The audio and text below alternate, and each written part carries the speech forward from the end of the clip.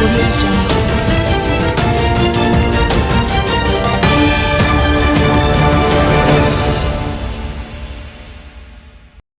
9-year-old hospitalized after being hit by a car in Manchester.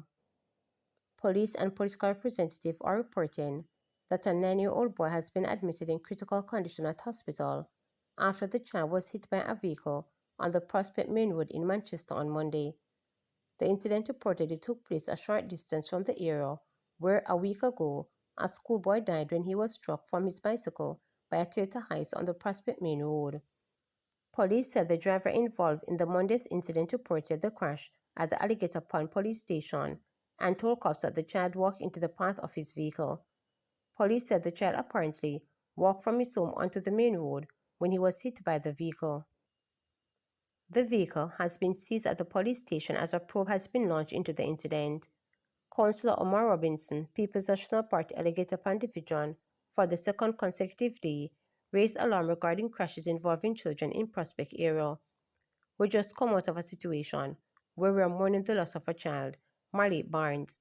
I am just learning last night of another incident a stone throw away from where the first incident occurred on the Prospect Main Road. It is sad, said Robinson. The family are unsure of what will happen with this child being hospitalized. I learned that both hands are broken after a dialogue with the parent, a 9-year-old. I even saw the driver of the vehicle this morning and he is still in shock, he added. The council reiterated his appeal to motorists and went further to call on parents to be vigilant in supervising their children. My plea at this time is for both motorists and parents to exercise caution, and especially for that area which is now a hotspot. We learned about a speed limit of 80 kilometers per hour. That I am questioning. Drivers, the area is a built-up area, he noted. It is an area that children traverse to and from district by crossing the road. It is an area that you must realize that you are close to a school zone and the children are on holiday. I want parents and motorists to be vigilant at this time. I have been in dialogue with pastors in the areas and will be having a prayer vigil very soon just to take charge of that area and have it sanctified, he added. He said children should be constantly reminded about how to safely use the nation roads. All of these incidents happen in less than a week. I plead for the parents to be more vigilant. Make sure that you are supervising the children. Make sure that you know their whereabouts and warn them about the safety of using the street, he noted. We don't want another case of fatality due to an accident, so I am pleading again to the parents and motorists to be vigilant and watchful as they use our nation's roads. Education Ministry revised its school reopening schedule due to September 3rd general election. The Education Ministry has revised its schedule for the start of the new school year due to the September 3rd general election. In a release, the ministry said on Monday, September 1, schools will reopen as scheduled for orientation and other administrative activities. It said students who do not require orientation will not be asked to attend school on that day. The ministry said schools will be closed on Tuesday, September 2nd and Election Day, Wednesday, September 3rd. Education Minister Dr. Dina Marx-Dixon said the full resumption of all schools will be on Monday, September 8th.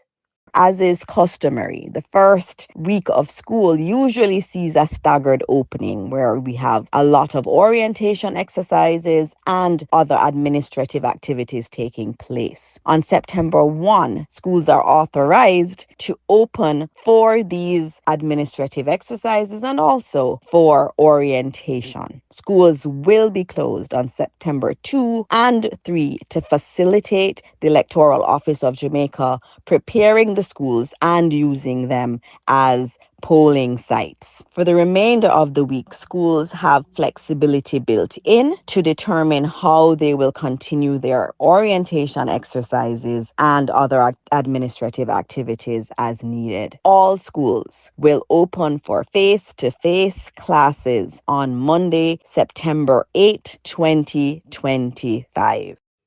Sagicor Foundation awards over $10 million in scholarships.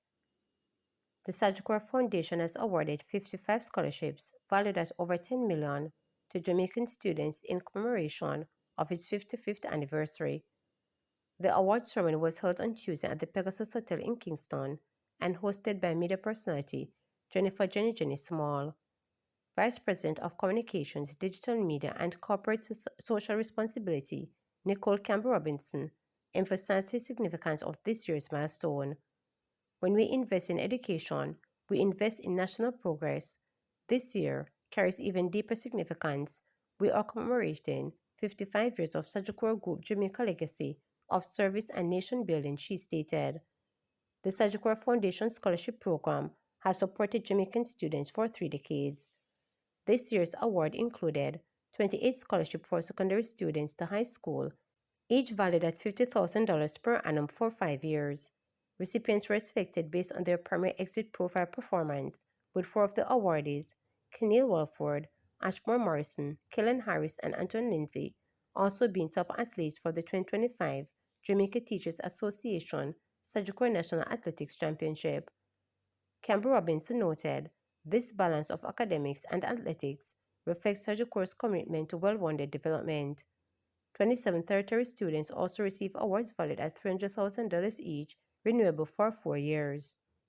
Sagicor Group Jamaica Chairman Christopher Zucker revealed that over 1,400 applications were received, narrowed down to 55 recipients through a competitive process.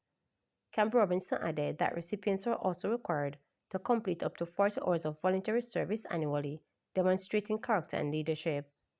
Among the special awards were the 2025 R. Danny Williams Visionary Award for Leadership and Volunteerism, presented to University of the West Indies students Kalisa Vassell, and the 2025 Chairman Innovation Award, given to Northern Caribbean University students James Bard for his AI-powered tutoring app, I Learned AI. Minister of Education, Skills, Youth and Information Dana Mars Dixon lauded Sagicor's outstanding contribution. This scholarship event that we are seeing today is in the DNA of Sagicor because they do things like this and give back like this day in and day out. We have to thank them for all these years that they have been serving in our community, she stated. She urged awardees to embrace the rapid evolving technological landscape, especially using tools like artificial intelligence. You need to start putting yourself into the frame of mind of thinking, how am I going to create AI that is going to make my country better and my world better? You're not thinking small. It's not a time for thinking small. It's a time for big thinking, Mars Dixon stated. She also highlighted upcoming government initiatives including Jamaica First Artificial Intelligence Lab at the University of the Technology Jamaica UTech in September and upgraded labs for all technical high schools this academic year. The ceremony also featured an inspirational address from 2025 Rhodes Scholar and 2023 Miss Festival Queen, Audrey Cameron, who shared her journey from battling depression to achieving success. Using the metaphor of a seed, she urged recipients to choose to bear fruit, choose to bloom unapologetically. Several awardees expressed their gratitude. Secondary scholarship recipient Sedena McLeod said, I'm feeling very good, but I know that there is more for me and more to my name, and I'm going to achieve that greatness. Her mother, Treville Prince McLeod, said she was very proud of her daughter's achievement. Tertiary awardee Jaden Angelica Laws said she hopes that she will make Sagicor proud, while fellow recipient Stasha Marston described the opportunity as lovely and gave thanks to God. Innovation Award winner James Barrett reflected, 5 years ago, I couldn't imagine the level of success that I would face. Barrett thanked his lecturers, God, his family, and all those who helped him to achieve this moment. To subscribe, like, share, and click the notification bell for daily updates.